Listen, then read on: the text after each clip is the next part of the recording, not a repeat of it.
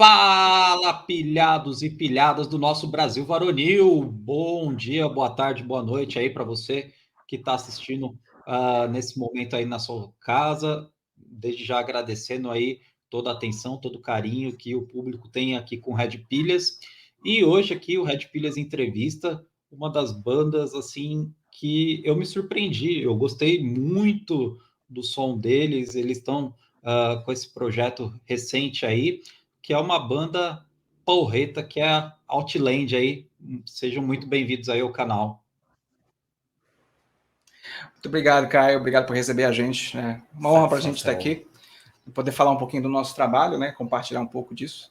Então, assim, apresentando aqui, a banda tem 5 pessoas, né? Hoje nós estamos com 3 aqui. Né? Então, vou me apresentar. Eu sou o Rafael, sou guitarra. Eu sou o Diego, vocalista da banda. E eu sou o Tchulu, tecladista. Aí sim, aí sim. Caio.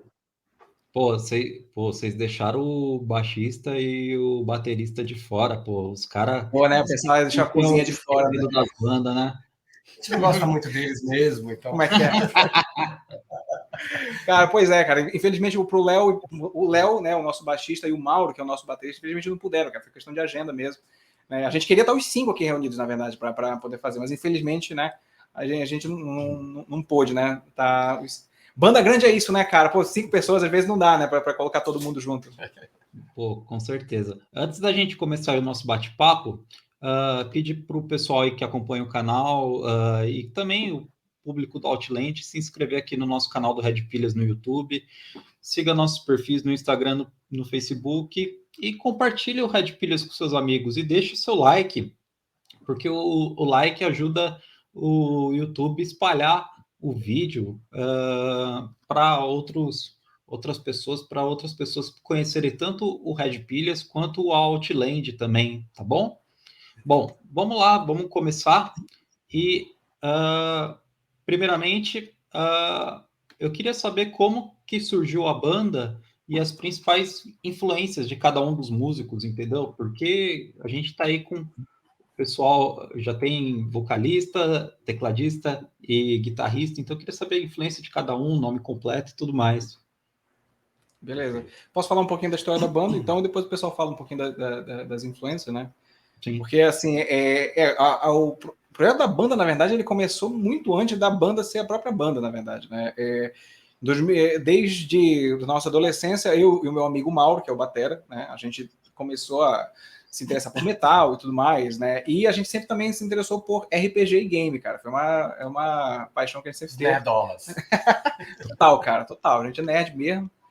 E à medida que a gente foi descobrindo metal e música, ele começou bateria e guitarra, começou a rolar essa ideia da gente, pô, vamos fazer uma banda para contar histórias, né, cara, de RPG. A gente curtia muito RPG, né? E aí começou a surgir o esboço do que seria a primeira banda que a gente fez lá, que já era o embrião do Outland, foi o Lyrium. Isso foi em 2008, né? E aí na época a gente montou o Lyrium, aí o Lu entrou, né?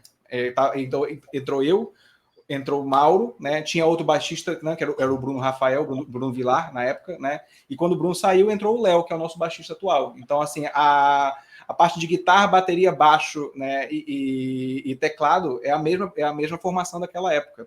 Né? O que aconteceu é que a gente fez vários shows com o Lírio e tal, naquela época e tal, e rolou um hiato, né? De alguns anos, o projeto parou e a gente voltou.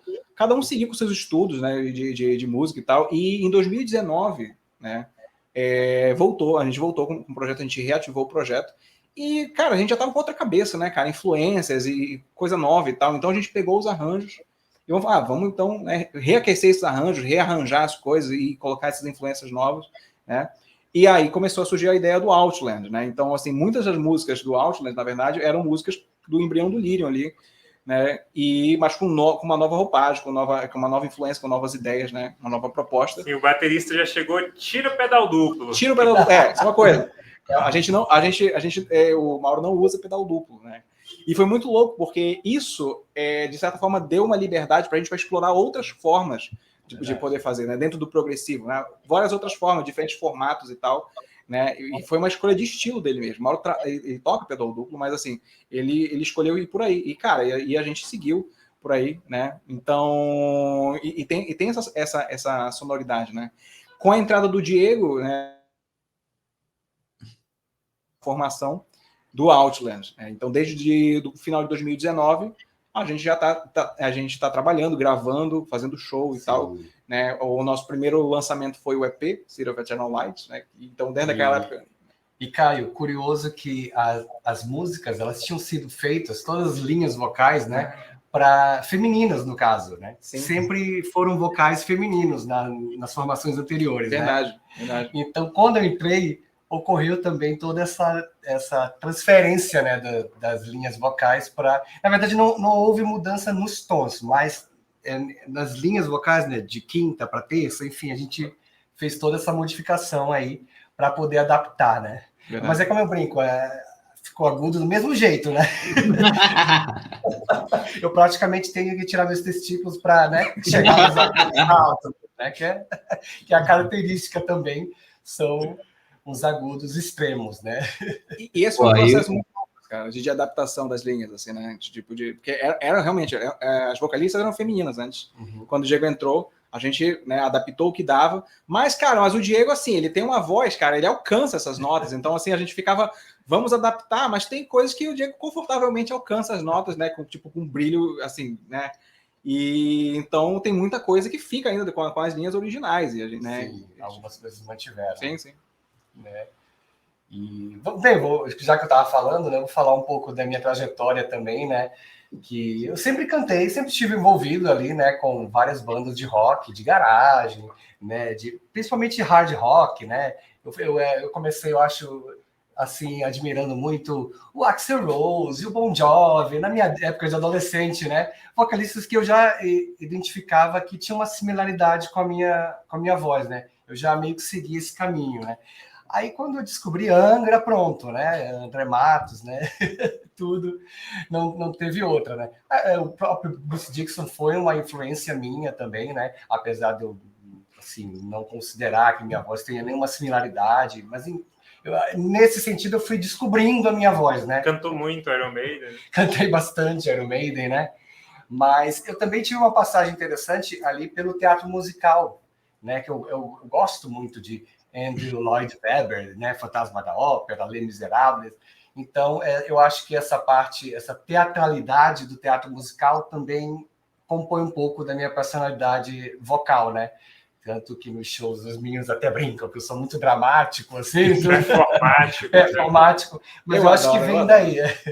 Eu acho que vem daí também. E assim, né, nessa vida musical a gente passa por tudo, né? Até pelo gospel eu passei, né? Tive uma fase ali também. Mas assim, o que eu realmente escuto de influência hoje em dia que eu tenho é mesmo eletrônico, mas não house, música eletrônica, não. Do tipo Bjork, coisas diferentes, assim, como eu digo, né? Que sempre acaba trazendo alguma influência para a banda, de certa forma. E isso é um ponto interessante, né? Porque, assim, apesar da gente ter ouvido muito metal, muito rock, ter essa escola do progressivo, né? A gente ouve coisas muito diferentes. E isso é bacana porque isso permite a gente trazer influências novas e novas formas de poder trabalhar musicalmente, né? Por exemplo, eu, assim, apesar de... eu escuto progressivo desde quando eu era um feto, basicamente, né? Minha família toda tem um pé no rock, principalmente no progressivo, né? Meu pai, principalmente. Então, eu tenho, assim, Emerson, Lake Palmer, Renaissance, Michael Oldfield, Camel, né? E todo o Rush, né? Então, assim, eu ouço isso desde pequeno. Com os 15 anos, eu descobri o metal, e aí a coisa do metal progressivo foi uma coisa que naturalmente foi se juntando, né? A questão da experimentação e tal. Só que eu ouço muitas outras coisas também, né? Tipo, eu curto muito city pop, por exemplo, que né, que é aquelas músicas, por exemplo, música pop japonesa dos anos 70, que tem uma pegada de funk, né, muito, muito boa, né, e o próprio jazz fusion, cara, eu curto muito jazz fusion, música clássica, world music, trilhas sonoras, e game, né, cara, tipo, acho que pra gente, como né, o game teve uma influência muito grande, tanto é que a gente fala que a gente tem influência de game music, justamente porque as músicas de videogame, elas tiveram uma influência muito grande na nossa formação musical. Apesar de que a gente saber que as músicas de game, elas eram rocks e metais que foram meio que condensados para poder... para mídia. Né, para caber naquela mídia, né? Teve uma influência muito grande. E, assim, inevitavelmente, a gente passa essa atmosfera também, nas linhas que a gente trabalha. Essa nostalgia. Então, assim, minhas influências vão muito por aí também. Compartilho um pouco das influências do Lu também com relação ao game, mas outras também, né? O quê? De influências? De minhas influências? Sim. Porque assim, no caso atualmente eu não ouço nada parecido com o que a gente toca, na verdade, né? Então, assim, por exemplo, Angra, Xamã, eram influências assim do começo da minha adolescência, quando eu tinha 12, 13 anos. E tanto é que quando o Rafael me conheceu, eu tocava num Children of Bodom cover, né, que já é um som mais extremo, né, comparado com power metal, metal melódico. E aí eu tenho muito também essa influência assim de metal um pouco mais extremo do que o resto da banda e umas outras influências também um tanto aleatórias, mas nada muito parecido com o que a gente toca. Eu acho que isso ajuda a dar uma enriquecida assim no repertório da banda. Com certeza, com certeza. Cara, tipo, o Léo e o Mauro infelizmente não estão aqui, né? Mas é muito bacana falar assim um pouquinho da influência deles também, né? Porque, por exemplo, o Mauro, ele é o cara é monstro, né, na bateria. Né? As linhas de bateria dele são vivas, assim, sabe? É muito louco. E o Mauro ele tem uma formação também, apesar de gostar de rock, ele tocar progressivo, ele curte muito grunge, né? E ele curte muito jazz fusion e outros estilos também que acabam se mesclando, né, dentro disso. O Léo, que é o nosso baixista, o cara, assim, ele é fã das grandes bandas de progressivo e também do Dream Theater, do Circus Maximus e tudo mais, mas ele é um músico profissional de bandas de forró, por exemplo, sabe? Então ele tem algumas técnicas que ele traz pra gente, que é um slap, por exemplo, gingado, né?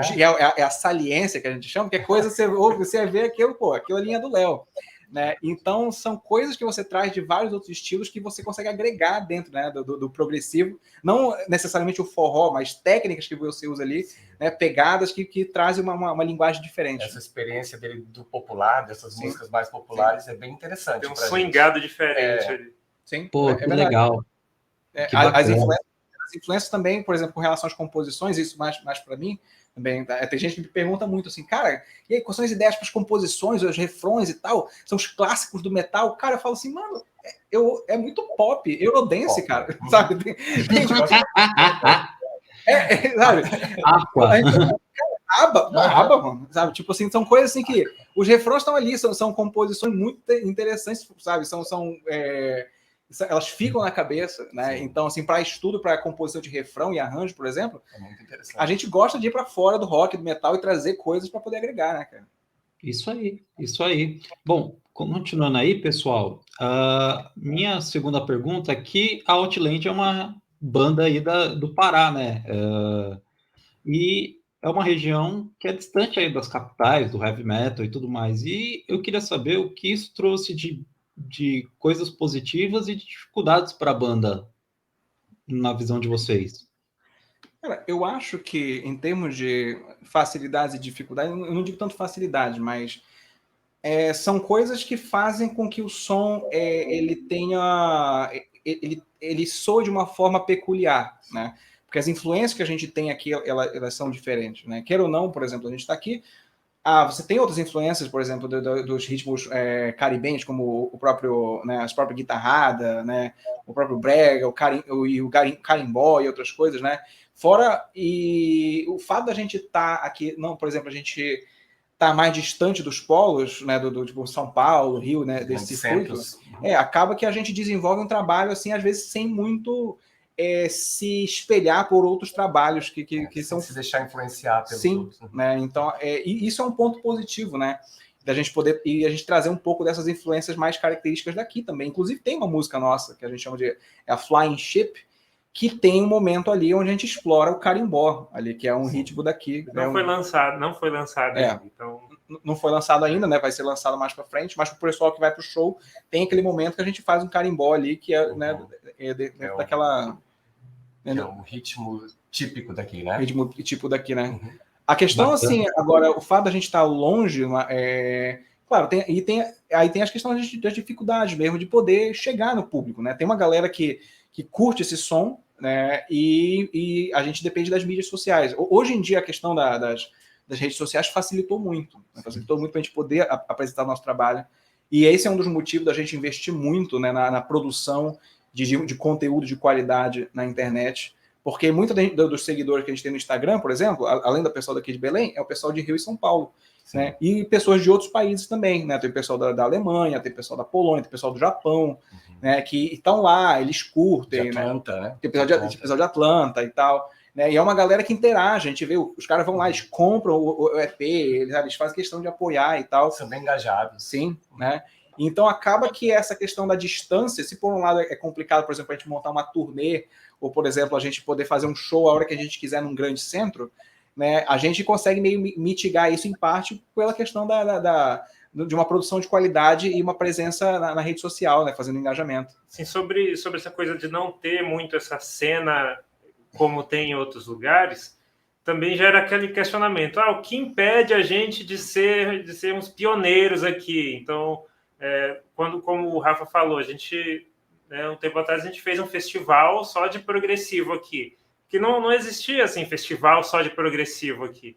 E aí você vai convidar as bandas, nem as próprias bandas se conheciam, sabe? Então, vamos criar esse cenário aqui, Sim, né? Se fortalecer, né? E são bandas com um trabalho excelente, cara, sabe? Sim, e sabe, então a iniciativa foi justamente disso como dizer assim, né? Reativar nessa cena, cara, que são bandas que ela tem público, né? Mas a gente precisava de uma iniciativa para poder colocar todo esse pessoal, né, no holofote para mostrar esse trabalho, né? E isso a gente tem feito desde do ano passado. Vamos fazer a segunda edição, inclusive, do Fly By Night, né? E Fly By Night, lógico, né? É homenagem ao álbum do Rush, né? Sim. Sempre que a gente toca no Fly By Night, a gente toca uma música do Rush ali em homenagem, né? Então, no show passado, a gente tocou Distant Early Warning, né? Que é uma música que que legal, eu adoro essa música. Cara, muito massa, né? E o pessoal curtiu muito, assim, sabe? E é isso, né, cara? Então, assim, tem uma cena progressiva aqui e a gente tem, né, investido para poder mostrar cada vez mais esse trabalho. Com certeza, com certeza. Outro ponto também, na minha visão, assim, é o destaque do piano e do teclado nas músicas de vocês, né?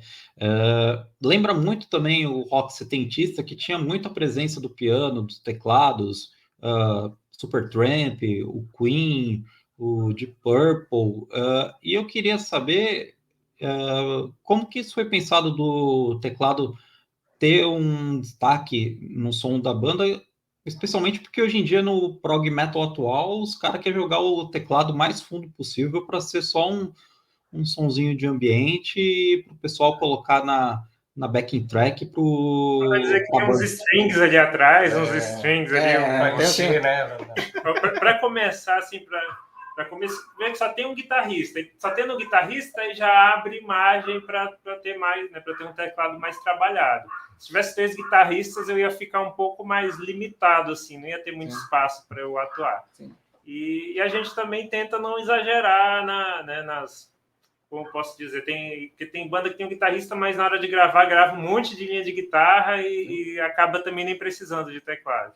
Então a gente tenta equilibrar as coisas, assim, para não ficar muito congestionado de guitarra ali, a música. Verdade.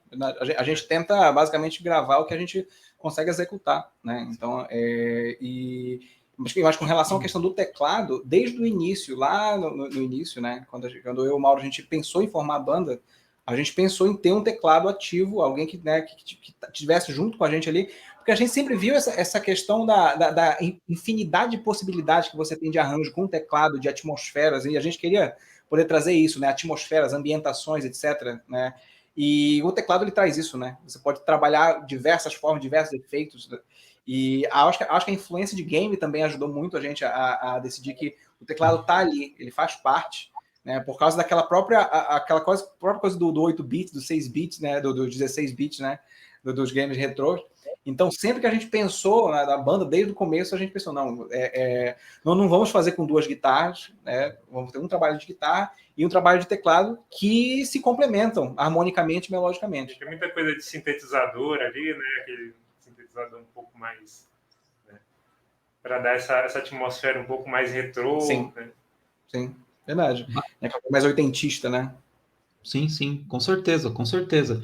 E, assim, agora indo pro disco de vocês, o EP do City of Eternal Lights, desculpa, e, assim, a gente vai fazer um faixa a faixa, começando pela faixa título, que é a City of Eternal Lights, porque, assim, eu gostei muito da faixa, porque ela passa por diversos gêneros. Ela é progressiva, com certeza, mas não é aquele progressivo que a galera está acostumada, que vai para a sonoridade mais pesada e tudo mais. Vocês vão muito para o J-Rock, para o jazz, para o prog, até mesmo para as influências de músicas instrumentais e de música de videogame também. E eu queria saber quanto tempo vocês trabalharam nessa música e como que surgiu a ideia principal dela.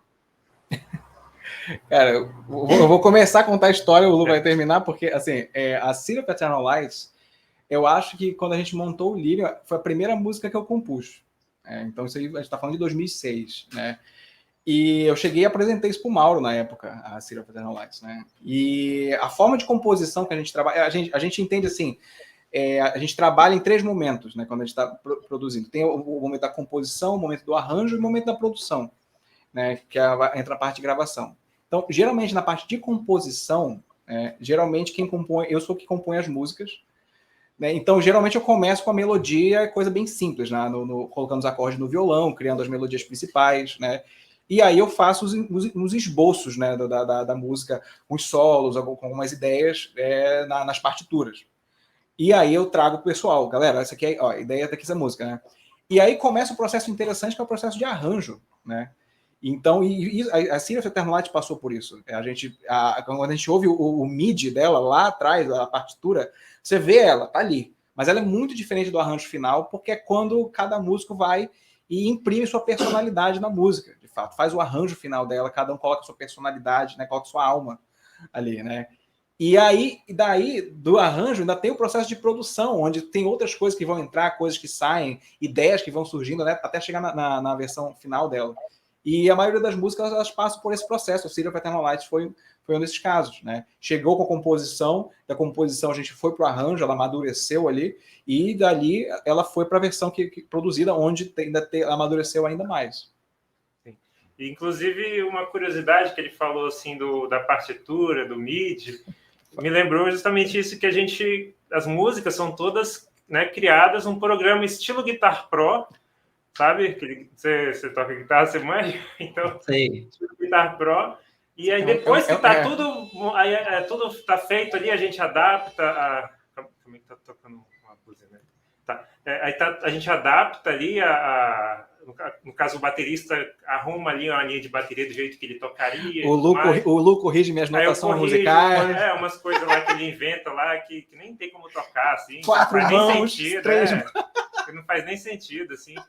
Aí, que ele compõe com uma cabeça de guitarrista, né? Então, é tipo se eu compor coisa de guitarra com a cabeça de teclado, não vai dar certo, ele vai ter que adaptar também. Que nem ele me passando as linhas vocais sem tempo para respirar também. Eu digo, olha, de vez em quando respirar é bom, eu falo para ele. Eu falo para ele que respirar é um contrato social, né? Aí sim, quando a gente termina de arrumar a música, aí a gente, beleza, tá tudo arrumado, agora vamos ver se a gente consegue tocar essa música. Aí depois que tá tudo prontinho, bonitinho na partitura, que a gente vai tentar tocar ela. Verdade. Mas assim, geralmente dá certo. Geralmente dá certo. Geralmente dá certo. E o programa que eu uso para fazer não era nem o Guitar Pro. Na época que eu comecei, era o Table Edit, o Table Edit que eu utilizava, e era uma versão demo. Então eu tinha que salvar os arquivos em 4 compassos. Então ficava um monte de arquivos.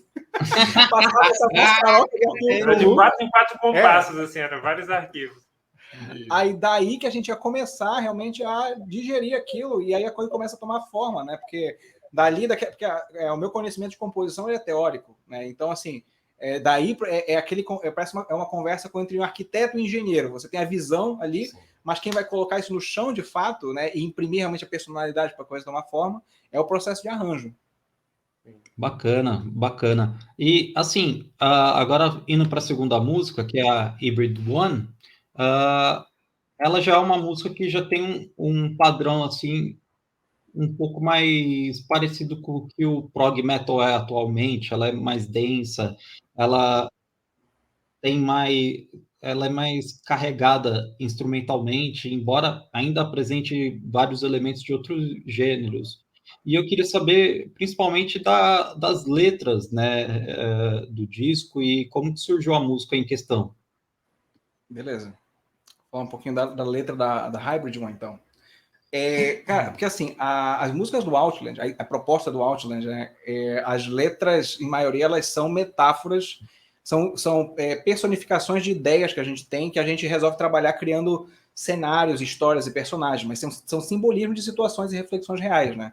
Então, a Hybrid One, por exemplo, ela é uma personagem que ela personifica justamente esse conflito existencial em cada um, né? Então, ela tem uma perspectiva nihilista em relação à vida, né? Ela não acredita num propósito maior, mas ao mesmo tempo ela tem um conflito existencial com ela mesma, né? Dessa questão de uma busca, uma esperança de ter um propósito, né? E ela vive num mundo indiferente, né? Um mundo onde ela é Deus e diabo de si só, de si mesma, ou seja, ela é dona do próprio destino.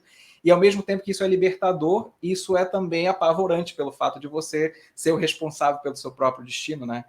E nessa ideia, nessa reflexão existencial aí a gente criou a personagem, a Hybrid One, né? E o EP, de certa forma, ele trata de algumas partes, as músicas tratam de parte dessa jornada dela, uma jornada de autodescoberta, né? Assim, né? Então a Hybrid One ela tem esses momentos mais densos, e essa questão do progressivo, da questão da técnica, principalmente dos compassos quebrados, da harmonia menos convencional, intencionalmente para retratar essa questão do incerto, né? Então tem partes ali onde a gente fez compasso 15/8, 13/8, com escalas hexafônicas, que são coisas bem, tipo, dissonantes, justamente para a gente poder tratar essa questão da crise existencial, do conflito, né? Da incerteza, né? Eu ia comentar também do que ele falou da personagem, né, a híbrida. Então, tanto no single, que a gente lançou ela primeiro como single antes, quanto no EP, se você vê as artes, né, a arte do single e a arte do EP é a híbrida ali representada. E no EP, para quem comprou o EP, tanto na versão física quanto na versão digital, cada música tem uma arte própria ali ilustrando aquela música. Então tem a Hybrid One, tem a arte da Hybrid One ali, né, uma ilustração lá do que seria uma representação visual ali daquela música. A Devil's Crown tem outra, a City of Eternal Lights tem outra. Sim. E ainda complementando a Hybrid One, né, exatamente para ela trazer esse peso um pouco maior ali, né, do prog e tudo, eu me senti um pouco mais livre também para imprimir um drive, né, sair um pouco daquele clima da primeira música, que é a City of Eternal, né, que é um pouco mais na voz de cabeça, um pouco mais leve, né, claro, sempre os agudos extremos, mas nela eu já me senti um pouco mais à vontade para botar o drive mesmo, um pouco mais de peso na voz, né. E isso é um ponto interessante, né? Porque a City of Eternal, a gente pensou para fazer dessa forma. A City of Eternal Light, ela é uma música de boas-vindas, né? Uhum. Então, mas ela começa, à medida que você vai ouvindo o EP, você vai vendo que ele vai descendo.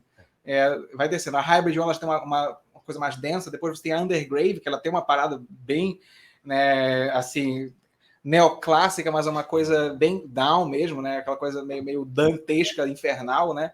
E ela acaba na Devil's Crown, que é, né, o próprio inferno ali, né?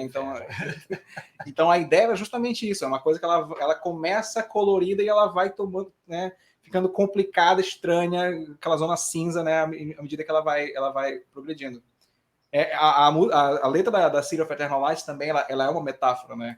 A City of Eternal Lights ela é uma cidade suntuosa, né, e atraente, mas ela, na verdade, é uma válvula de escape da realidade. Né? Então, a ideia da City of Eternal Lights é uma cidade perfeita, onde as pessoas elas se isolam das mazelas do mundo e elas têm uma ilusão, né, de importância individual delas, mas, na verdade, é uma grande ilusão ali, né? Então, e faz parte, né, da narrativa. Sim, com certeza. E agora indo para Undergrave, ela é um tema instrumental, né? E, assim... só que é um tema maravilhoso de piano e teclado, e é muito difícil de você ver um tema instrumental num disco de heavy metal bem no meio do EP, ou geralmente a galera coloca no início ou no fim, e eu queria saber como que foi a ideia de criar um tema desses, e visto que também, voltando àquilo, que a maioria das bandas de prog metal, mesmo tendo uns caras são pica das galáxias, tipo Jordan Rudess e tantos outros, deixa o piano e teclado em segundo plano. Sim. Acho que a Undergrave não pode falar mais. Né? Porque, assim, tipo... inicialmente, ela era assim, para ser tipo uma introdução para Devil's Crown, né? Então começaria com Undergrave, e depois vem a Devil's Crown, como é apresentado no EP mesmo. Mas aí, na hora de lançar o EP, vamos organizar aqui as músicas, e surgiu essa ideia justamente que o Rafael falou, que começa na música mais alegre, e depois vai, né, vai para Hybrid One, que já não é tão alegre, aí cai. Você vê que no começo da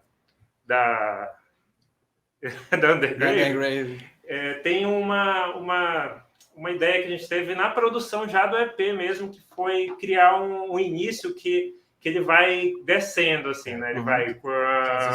Aí desce por um abismo que é ali que ocorre a Undergrave, né? E no caso, a Undergrave, ela acontece em 2 momentos, né? Então a gente pensou nisso, de fazer um momento em que ela ainda tinha um pouco daquele universo da Hybrid One, né?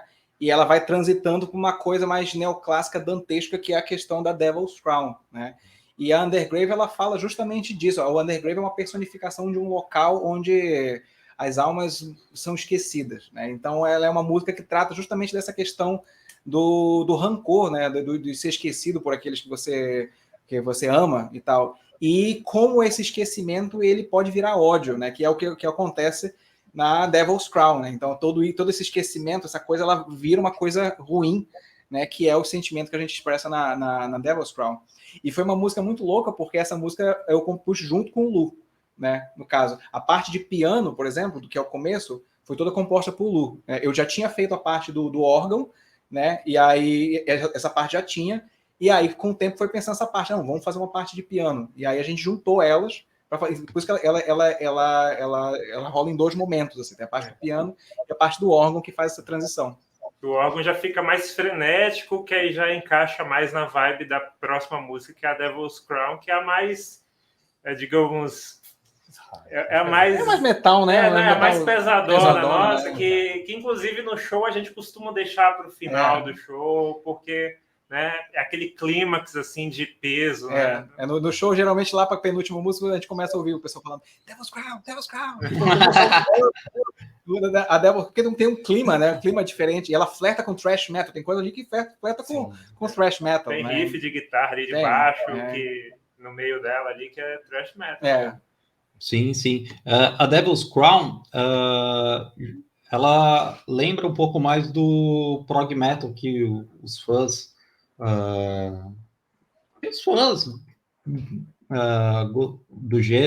do gênero passaram a amar. Symphony Symphony X. E eu queria saber mais ou menos quais discos ou qual trabalho assim dessas bandas vocês tiveram mais influência para essa faixa em questão. Bom, posso falar um pouco das minhas influências. Symphony X, com certeza. E, assim, as partes mais melódicas vêm da minha influência mais melódica, como Halloween, né? Eu escutei muito Halloween, né? Na minha adolescência, mas as partes mais pesadas e os riffs tem muita coisa de Symphony X. Tem Metallica também, né? Então tem a parte dos riffs que vem muita de influência. Aquela introdução toda a Symphony X, assim, você ouve, né? Desde até a hora que a voz entra bem. Ali eu vou te falar que é uma mistura de Symphony X com Final Fantasy X. Talvez ali, porque aquilo é uma música de boss. A gente queria fazer uma música de chefão. Entendeu? O X é do Final Fantasy X. Tipo assim, porque a gente pensou, quando eu pensei nessa música, eu pensei, cara, essa é uma música de chefe, né? Então, é uma música que ela vai progredindo e ela vai ficando tensa, né? Então, ela já começa com 5/8 ali, que vai progredindo, que é a própria questão do progressivo, né? Ela vai aumentando e tal. E a ideia foi essa. Então, tem muita coisa de videogame ali, mas a parte de metal, assim, Symphony X, com certeza. Assim, tem muita coisa que ouvi bastante, né? Tem outra coisa, só comentar também da Devil's Crown, tem uma parte instrumental lá no meio que fica bem sinistra, assim, que você ouve, você consegue perceber influência de videogame ali. Isso aqui é um momento macabro de videogame, assim, que é um órgão mais bizarro ali, né? com a sonoridade bem diferente do que na Undergrave, por exemplo. Aí tem muita diferença, muita influência provavelmente da Space com Castlevania, por exemplo, né? Aquela coisa mais, né, mais fantasmagórica, assim, umas coisas mais assim. Fantasmagórica, né? Com sinos tocando. Sim, os sinos tocando. Aí desses sinos provavelmente tem influência de Pink Floyd também, tipo lá, High Hopes do Pink Floyd, né? Aquele, sabe? Então, cara, é muito louco a gente ver de onde vem a influência, porque na verdade vira uma salada, né? É uma grande salada de coisas que às vezes a gente vai pegar, né? Pode ter sido daí, mas pode também não sido, pode ter sido de outra coisa, né? O barato da influência é isso, né? E exatamente por essa pegada mais densa, né? Que no vocal eu tenho que imprimir ali bastante projeção, né?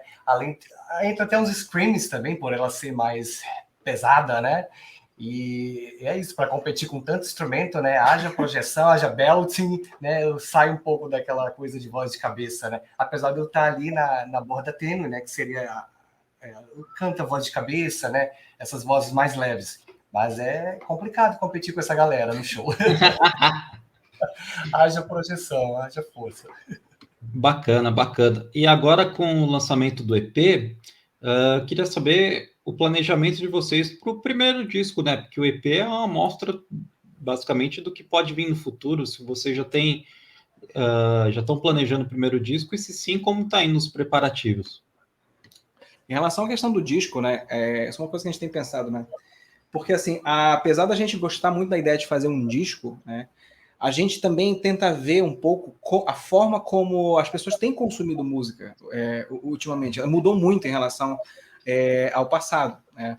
Então, a gente, apesar de a gente gostar da ideia de fazer um álbum, por exemplo, com 11, 12 músicas, a gente vê com bons olhos, por exemplo, a trabalhar com EPs, no sentido que você, às vezes, consegue ter mais tempo para trabalhar em poucas músicas, mas com uma qualidade melhor, e, às vezes, criar uma narrativa com começo, meio e fim, que vai capturar a atenção das pessoas, né? Às vezes acontece muitas vezes com bandas, inclusive de bandas que a gente conhece, que elas às vezes fazem álbuns, por exemplo, com 12 músicas, e acaba que muitas composições já acabam ficando no ostracismo, porque apenas 2 ou 3 são selecionadas e muitas acabam ficando ali, ficando esquecidas, né?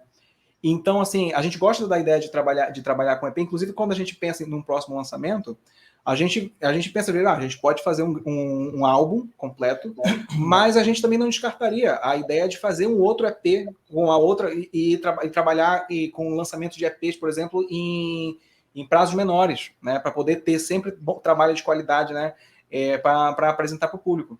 Inclusive, a gente tem músicas que a gente toca no show, por exemplo, o pessoal que vai no show tem a DI, Black Marble, Flying Sheep, que são músicas nossas também, que vão fazer parte junto com outras músicas inéditas, né? E vão estar também nesses trabalhos também. Black Marble, principalmente, a Black Marble é a menina dos olhos agora, que é a última música que a gente compôs, e basicamente é a coisa mais difícil que a gente consegue fazer nessa vida. Ela não é tão tipo, pesada como a Devil's Crown, mas ela tem assim um nível de complexidade maior, um nível de complexidade bem interessante. Ela é bem diferente das outras. E a gente ficou muito feliz com ela porque é uma música assim, ela é difícil, mas ela não é aquele difícil apenas por ser difícil. Ela é uma coisa que requer muita sincronismo, muita técnica e tal, mas ela soa diferente. Ela soa com uma pegada única. Ela é bem espacial, assim, no sentido de espaço sideral mesmo da coisa. Então, daí você já pode imaginar uma vibe, assim, com sintetizadores, aqueles pads mais oitentistas e coisas assim. E muito desse trabalho são coisas que a gente já está pensando no próximo trabalho, né? O próximo trabalho provavelmente vai ter uma vibe mais por aí, uma coisa mais de viagem espacial, de explorar os limites do desconhecido e tal. Então, é uma coisa que está se montando, assim, a gente vê que inevitavelmente a gente vai por aí no próximo trabalho. Pô, bacana, bacana. E, assim, agora, indo para a agenda de shows de vocês, eu queria saber como que tá a agenda de shows e, assim, para também já fazer aquela perguntinha capciosa, assim, o que os fãs podem esperar da Outland para o futuro? Beleza. Com relação à agenda de show, tá, começando pela agenda de show, esse semestre, agora, a gente tem 2 shows, né, que a gente vai, que a gente já está marcado já. Um é no mês que vem, inclusive, a gente vai estar participando de um evento aqui, que é o Magic Heroes. O Magic Heroes, ele é um evento, ele é feito em convênio com o pessoal da Comic Con, né? Então, é feito aqui, então é um evento geek, é um evento nerd e tal. Inclusive, vai ter apresentação de outros músicos da cena, por exemplo, o Ricardo Cruz, que faz músicas estilo japonês e tal. Inclusive, a gente vai ter, já um spoiler para o pessoal que quiser ir lá, vai ter uma participação do Outland com o Ricardo Cruz, vai ser um negócio muito louco, a gente vai ter pessoas em inglês e japonês e tal, vai ser uma coisa bem legal. E a gente tem um outro show também em dezembro, que é a segunda edição do Fly By Night. Né? Então, trazendo de novo bandas, algumas bandas da primeira edição e mais outras bandas da cena progressiva também, né? E fazendo um novo espetáculo, com essa ideia de poder juntar a cena. Né? Junto com isso, nesse semestre agora, a gente está trabalhando com a edição dos videoclipes do show de lançamento. A gente conseguiu muito material bacana ali. Então, a primeira que lançou foi a Hybrid One, mas as outras também vão lançar, não só isso, como também as músicas, as homenagens que a gente fez, né, as outras bandas também, que gerou um material super bacana, também vamos estar lançando, né? Inclusive, o pessoal que curte game, né, deve estar acompanhando que começo do ano que vem vai lançar o próximo Final Fantasy VII para o PS5, e a gente é nerd fãzão e tem uma versão de uma música de lá que a gente curte pra caramba, mandamos no show, que fizemos um clipe, vamos lançar um material super bacana em breve também, então tem muita coisa pro pessoal acompanhar aí. Pô, bacana. Qual era a segunda pergunta, Caio? Qual era a segunda pergunta? E o que os fãs podem esperar do Outland para o futuro? Cara, aí. Foi comentado algumas coisas, né? Você comentou assim das... Agora, eu acho mais no sentido mais geral, né, cara? Eu acho que a própria proposta da banda, né, uma proposta progressiva, e a forma como a gente trabalha, assim, a gente, além de músicos e companheiros de banda, nós somos amigos há muito tempo e a gente compartilha dessa questão de sempre nos desafiar, né, para superar o limite. Toda vez que a gente compõe, geralmente a gente está compondo no limite do que a gente consegue fazer, né? Então tem essa coisa sempre da gente poder superar e sempre inovar. Então, muito provavelmente os fãs eles podem esperar, e a galera que já acompanha já sabe, é que a gente vai sempre por um caminho menos óbvio, né, com relação às composições, o arranjo, né, e tentando consolidar nossa identidade cada vez mais, não só dentro do metal, do rock progressivo, e isso abre um leque de possibilidades tremendas assim, para trabalhar musicalmente. Né? Você falou de limite, né? Não é exatamente só o limite virtuoso da coisa, é o limite criativo mesmo. Sim. Né? Então a gente tá, isso é importante, né? Porque às vezes o pessoal fala que é o limite, a questão técnica, mas não é isso, né? É limite criativo limite mesmo, questão né? Técnica não, né? Porque senão os caras vão ficar tudo no show assim de vocês assim. A questão do limite é a questão artística mesmo, né, cara? De se desafiar para explorar novas formas, né? E sempre trabalhar acho que é por aí mesmo. Bacana. Bom, finalizando aí a entrevista com a Outland, pô, pessoal, muito obrigado aí de coração pelo tempo de vocês, porque, sexta-feira de noite vocês podiam estar fazendo tanta coisa melhor, pô, vocês podiam estar saindo aí, indo de balada, tudo mais. A gente gravou essa entrevista sexta-feira à noite, tá, pessoal? Vocês veem como o Red Pilhas, a gente trabalha e também faz abuso de infraestrutura de todo mundo. Pô, estamos alugando o cara sexta-feira à noite, velho. Pô, agradecer imensamente aí de coração vocês aí. E agora, momento jabá, que vocês têm aí para divulgar as redes sociais e tudo mais, viu? Beleza.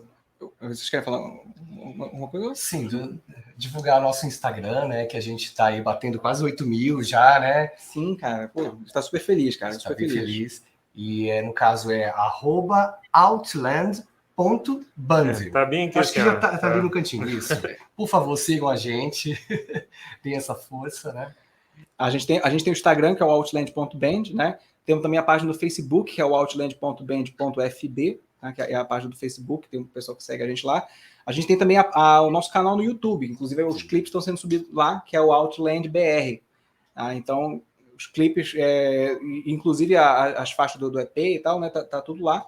E também a gente tem a nossa comunidade no Bandcamp, inclusive as versões digitais para quem quiser o EP, o single, o EP, né? Lá no Bandcamp tem.